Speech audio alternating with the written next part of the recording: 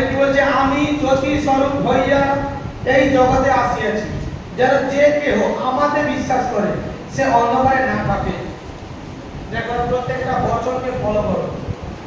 আজ বাক্য, আজ বচন কি স্টেটমেন্ট তোমাদের জন্য রাখছে, আজ তোমাদের জন্য কি সাক্ষ্য আজকে হচ্ছে, আজ প্রভু তোমাদের জন্য কি চাচ্ছে। প্রভু চায় না তোমরা কেউ অন্ধকারে থাকো।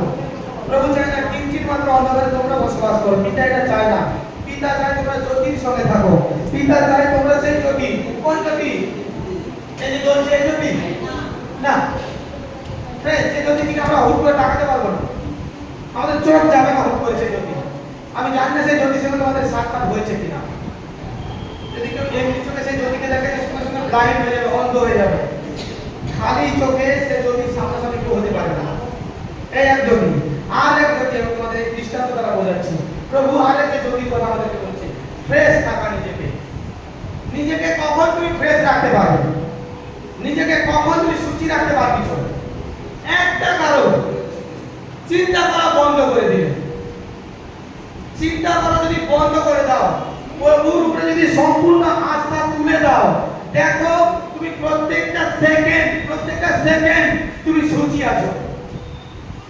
কিন্তু আমরা কি এটা পারি? এটা করি?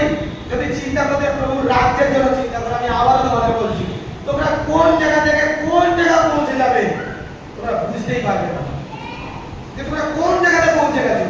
তুমি চিন্তা করতেছো ঈশ্বরের রাজ্যকে বাড়ানোর, তুমি চিন্তা করছো ঈশ্বরের রাজ্য কিভাবে বাড়বে, তুমি চিন্তা করতেছো বচনের মাত্রা কি, তুমি চিন্তা করতেছো বচনের ভাব কি। আর ঈশ্বর চিন্তা করতেছে সন্তানের জন্য আমি কোন পোস্টটা দেবো। ঈশ্বর তোমাদের চিন্তা করছে এই সন্তানকে আমি কতটা উঠতে তুলবো।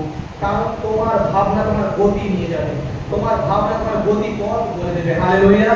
তোমার গতি, তোমার ভাবনা, মনে রাখবে তোমার ভাবনা তোমার গতি হিসেবে নির্ণয় করা হবে যে ব্যক্তি কত দূর যেতে পারে। হালেলুয়া। এই ব্যক্তি কতটা গিয়ে শান্ত হতে পারে, তোমার বিশ্বাসের মজবুত ক্ষমতা সেখানে দেখা হবে। পরমেশ্বর সেই ছবির কথা বলছে কি, যে কেউ আমার মধ্যে থাকে আমি যার মধ্যে থাকি, যে আমাকে বিশ্বাস করে তার মধ্যে ছবি থাকে। আর প্রভু এখানে খুব গ্যারান্টি সহকারে প্রভু এখানে একটাই কথা বলছে। দেখো প্রভু জানতেন যে প্রভু যাবার পরে অনেক যাজক উৎপন্ন করতে হবে। আর প্রভু সেই কারণে কথাগুলো বলছে যে আমাদের যদি কেউ তাকে বিশ্বাস করে সে কখনো অন্ধকারে থাকবে না। আজ তার যাজকদের জন্য কথা বলছে, তাহলে সেদের জন্য কথা বলছে। কারণ আজ সেই অন্ধকার মনের অন্ধকার, সেই অন্ধকারকে ঘুচাও তুমি। আজ সেই অন্ধকারকে তোমার মন্দ চিন্তা দ্বারা তুমি আরো কালো হতে দিও না। সেই অন্ধকারকে বাইবেলের বচন দ্বারা তুমি পরিষ্কার করো, বাইবেলের বচন দ্বারা ফ্রেশ করো একদম। আর আজকেই সেই চিন্তাকে তুমি এখানে স্ট্যাম্প মারো, এখানে বলো সেই মন্দ আত্মা, মন্দ স্পিরিট, মন্দ চিন্তা দেনেওয়ালা ভাগ প্রভু যিশু নাসির নামে। কারণ আত্মা আমাদের কাজ করতে পারবে না। বাইবেলের প্রকাশিত বাক্যের বচনটা সর্বক্ষণ মনে রাখবে। প্রভু যিশু তোমার জীবনে আসার জন্য তোমার পারমিশন চায়। এটা কি তোমরা জানো? তোমার জীবনে কার্যকারী করার জন্য প্রভু তোমার পারমিশন চায়। এই তিনগুলো তত্ত্ব আজ তোমাদের সামনে আমি তুলে ধরতেছি। প্রভু তোমার জন্য কার্যকারী তখনই করবে যখনই তুমি পবিত্র আত্মাকে প্রভু যিশুর নামে আজ্ঞা দেবে, বলবে, বা প্রভুকে তুমি যখনই বলবে তখনই তোমার জন্য কার্যকারী করা হবে। বাইবেল বাক্য বলছে, দেখো আমি দ্বারে ঠক ঠকাই দিয়েছি, সেই আঘাতের আওয়াজ যদি কেউ শুনে দ্বারকে খুলে দেয় আমি তার হৃদয়ের মধ্যে প্রবেশ করব। পরিষ্কার ক্লিয়ার কথা বলে লেখা আছে। তুমি না পারমিশন দিলে কোনো কিছু হতে পারে না।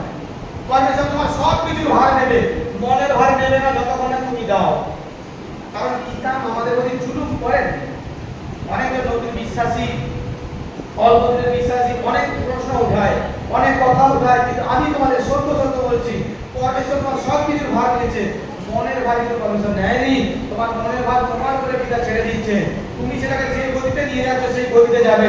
আর তুমি যদি রোজ প্রত্যেক দিন যদি বলতে থাকো পিতা আমার মনের ভার, আমার ভার, আমার রসিদ আমি তোমার মধ্যে অর্পণ সমর্পণ করতেছি, দেখো প্রভু তোমাকে কার্যকারী জন্য আরো আগে নিয়ে যাচ্ছে।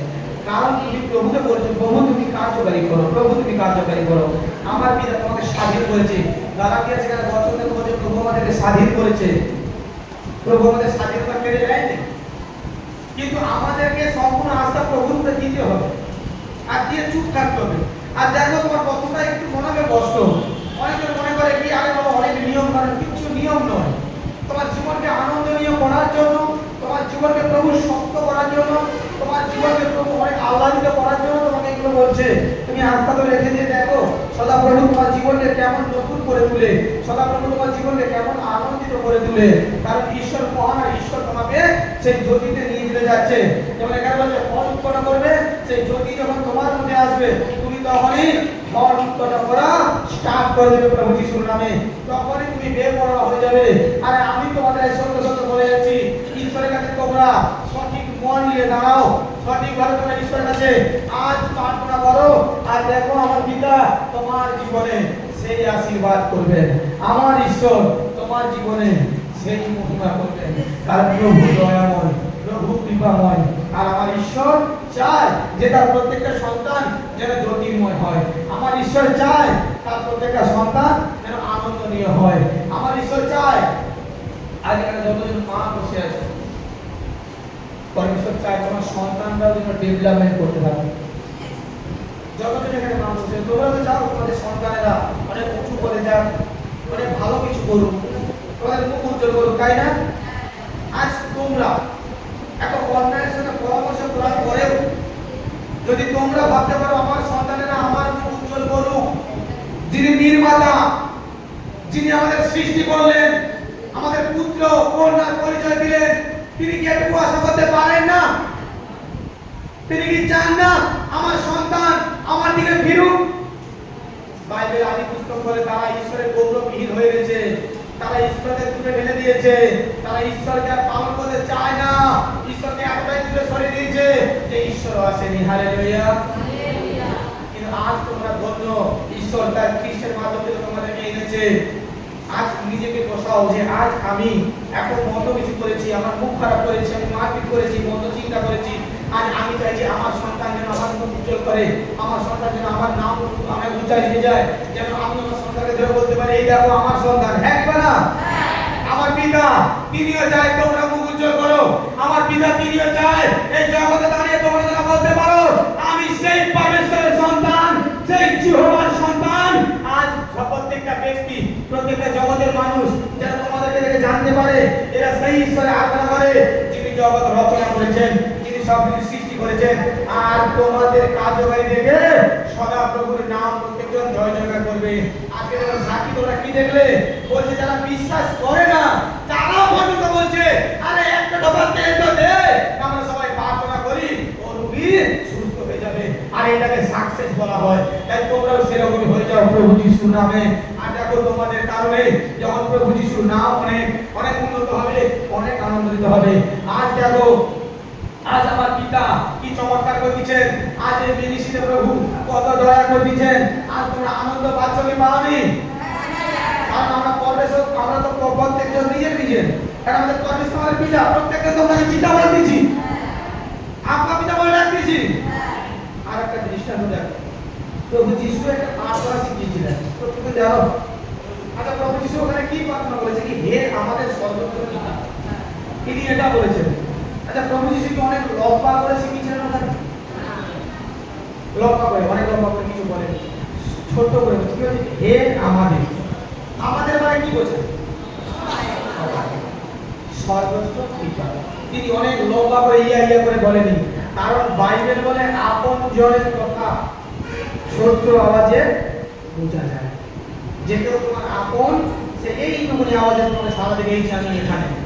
মনে করো তোমাদের শিশু সন্তান যখন ছোটবেলায় মা ডাক বলা স্টার্ট করেছিল, যখন মা একটু সরে বলেছিল তোমরা কি বলনি এই যে আমি এখানে আমার সবার কথা বলতে পারছে, পরমেশ্বর বলছে তুমি আব্বা পিতা বলে ডাকো, আমি তোমাকে সাড়া দেব। পিতাকে ডাকার জন্য অনেক বড় বড় নামের দরকার নেই, অনেক বড় বড় নামের দরকার নেই, বাইবেল বলছে। আর আমি তোমাদের এই প্রার্থনাটা শিখিয়েছি কি প্রত্যেক দিন তোমরা প্রার্থনা করো। প্রত্যেকজন করতেছ তো? কতজন করছে হাত তুলে দেখি। আচ্ছা একদিন আমি দেখবো ওই প্রার্থনা মুখস্থ কতজনের আছে, সেদিন প্যারাইজ নিয়ে আসবো সবাই মুখস্থ না দেখে বলতে হবে পরে। হালেলুয়া।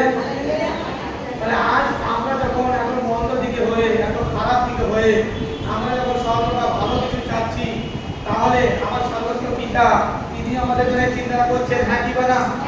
তিনি তো চান আমরা যদি ভালো পথে আগাই, তিনি তো চান আমরা ভালো পথে যাই। আজকে যাবে কি যাবে না? প্রত্যেক लेकिन बोलोगे आमी प्रभु यीशुर मैसेज